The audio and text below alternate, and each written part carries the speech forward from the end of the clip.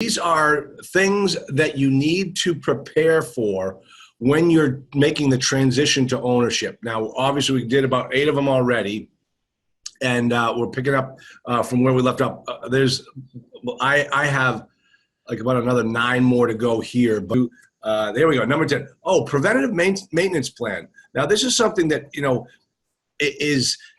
it comes up when you're taking over the property. You want to be diligent. You want to do everything right. You want to make sure you're showing your investors that you're managing the property correctly. So you set up a preventative maintenance plan along with your property manager and the maintenance man, so that they know every single month or every quarter or every 6 months they have to go and change filters, all that type of stuff. So I'm actually going to call on Kate Dobbins, who is a freeloader on the call today.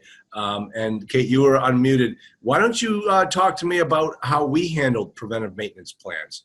Well, let's address the freeloader comment first. No. Oh, that's right. Actually, yeah. She's actually paying for this whole weekend for me. So I should. So preventive, huh? What'd you say? I got nice new clothes too. Yeah, you did. I did. You've been a kept man this weekend, Charles. Yes, I have. I certainly have. Yes. I was agreeing with you. Yes. Okay, so preventative maintenance. So probably one of the best lessons I learned about preventative maintenance is I worked with a client, consulting client for years, and he had, John, how many units did he have in Chicago? Like he had Go ahead. I thought it was 400 or so.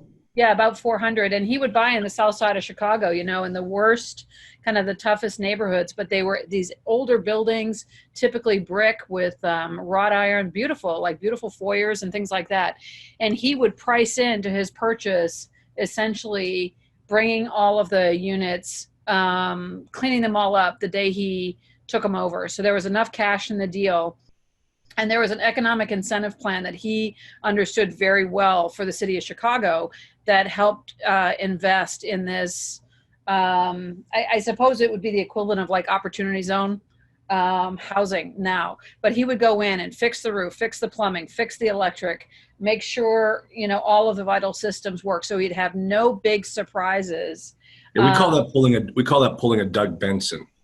Okay, yeah. But and Doug Benson.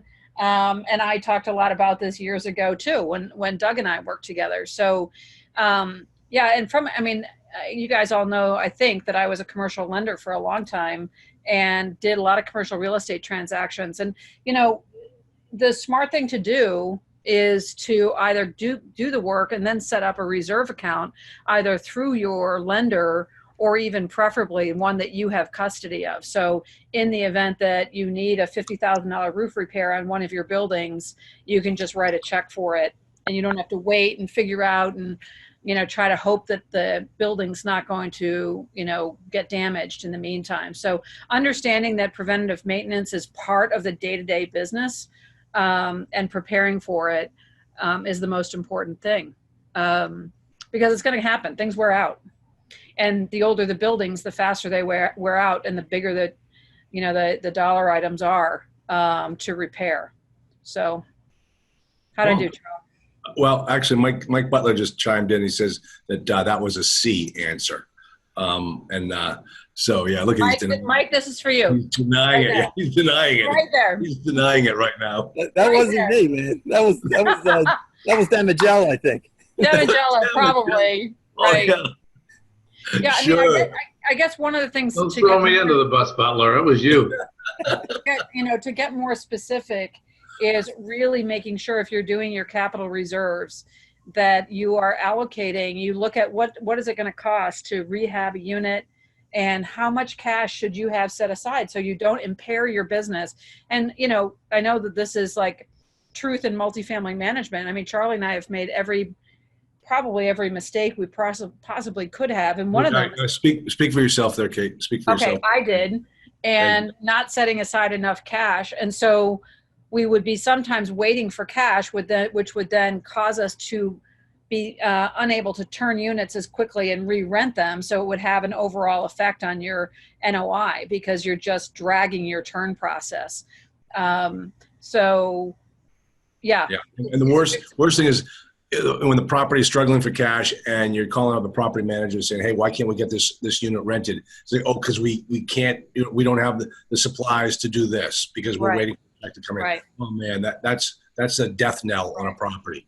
Right. So, And, and Charlie has said this repeatedly, and this is from our experience, buying the property right, having good engineering up front, good site inspection, being honest with yourself about the capital needs and structuring it right from the outset. Can't emphasize that enough. That's not only on price, but that's on even, your capital needs for managing your maintenance. Yep. All right. That last part brought you up to a C+, Kate. I'm going to quickly mute you, and then before you have an answer, she's giving me a signal right now.